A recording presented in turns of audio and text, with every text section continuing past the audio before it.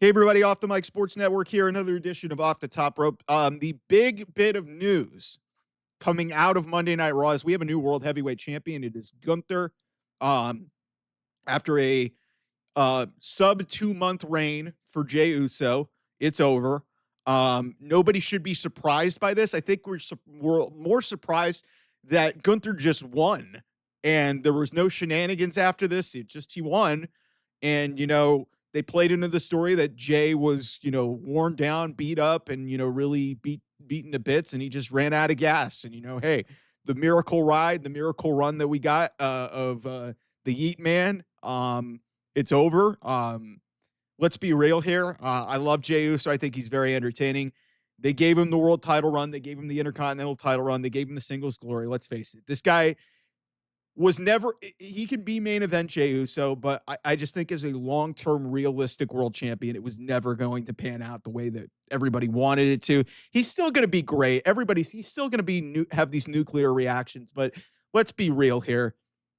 Jey Uso wasn't going to be the world champion for much longer. And, um, he had a nice little run with it. Like I said, it didn't really do a whole lot with it, but hey, it was good for him. It was really like a career milestone achievement, almost kind of like a lifetime achievement award. It was really a product of how over he got with the fans. But so now extending this into what's going to happen moving forward, because that's where this gets really interesting, because everybody and their mother seemingly thought Jey Uso was going to win this title defense against Gunther, and then Seth Rollins was going to cash in on him. That didn't happen, which to me is actually a good thing, because now this opens up the door for a lot of crazy shit to potentially happen.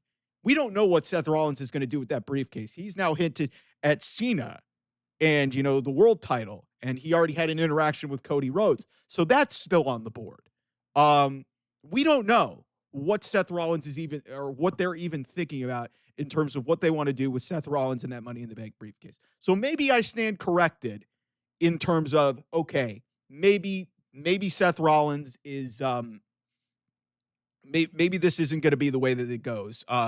In terms of, and maybe I was a little bit premature. I still think LA Knight should have won, but it's nice that LA Knight's getting at least a little bit of a story with Seth and his what do they call, what did somebody call them on the internet? The Seth Riders. So that's at least a little bit interesting. But I do think something is really interestingly enough at play in this whole situation right now, because Sami Zayn, to open up the King of the Ring tournament, won his fatal four-way quarterfinal match. He's now in the semifinals. I don't have the bracket in front of me, but Sami, as of right now, is in a good position to potentially go to Saudi Arabia. Remember, Sami, he's beloved there. So Sami could conceivably be in the King of the Ring finals in Saudi Arabia and potentially win an opportunity to go to SummerSlam and win the world championship. And let's not forget, he's one of very few people in this company that have beaten Gunther. So what if they run back Sami Zayn, Gunther for the world title? If Sami Zayn ultimately wins the King of the Ring tournament, Cody Rhodes is still in it. So that's another thing to factor into this as well. What if Sami Zayn wins this King of the Ring tournament, goes to SummerSlam, wins the World Heavyweight title, and then Seth Rollins runs out there, Heist of the Century Part 2, steals the championship, and ultimately we've got a new World Heavyweight Champion, and Seth Rollins is your world champion for the rest of the year. And then Sami Zayn goes to Saudi Arabia next year and wins the Royal Rumble, ultimately to challenge Seth Rollins at WrestleMania in Las Vegas, and then wins the World Heavyweight Championship there. Who does that remind you guys of? Daniel Bryan. Except this is actually going to be a storyline that they didn't work themselves into. I actually like that. I actually think that that's a really, if that's at play here, that's a hell of an idea. Because clearly what they have been doing since Seth Rollins made this move to align with Paul Heyman, and then Braun Breaker, and then now Bronson Reed,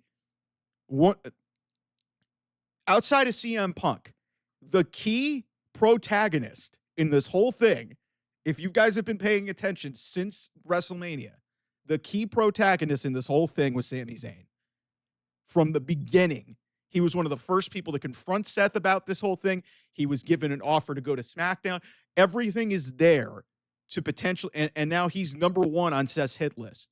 So what if Sami Zayn is the one who gets the world championship match at SummerSlam after winning King of the Ring in Saudi Arabia, only to win the world championship, get screwed over, and then have to work his way back, do it again in Saudi Arabia, have another monumental win, and then ultimately win the world championship in Vegas at WrestleMania 42. That would be one hell of a story and one hell of a year for Sami Zayn. And I know damn sure that Triple H would want to do it because Triple H freaking loves Sami Zayn.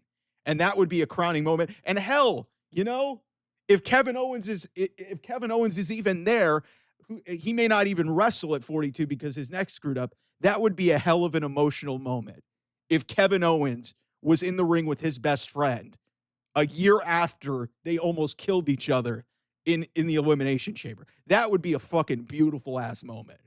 So the more I talk about this, the more I get hyped up. Everybody thought they had this whole thing figured out, including me. I thought I had this whole thing figured out. And then I started to see the pieces go into effect. Like when Sami Zayn, his qualifying match was announced, I was like, okay, Sami might win. Okay, Sami might go to King of the Ring. And now seeing the way that this whole thing played out in the main event with Jay losing, Gunther being the champion, Seth being Money in the Bank holder, not cashing in and just still holding on to that briefcase, there are wheels in motion to do something here and basically rehash WrestleMania 30 all over again 12 years later and do it all over again with Sami Zayn, the ultimate underdog of today. Basically, he has become what Bryan Danielson was all those years ago. So if they pay this off, this is a hell of an idea and a hell of a because all along, I thought that there was a realistic possibility that Sami Zayn could win the Royal Rumble.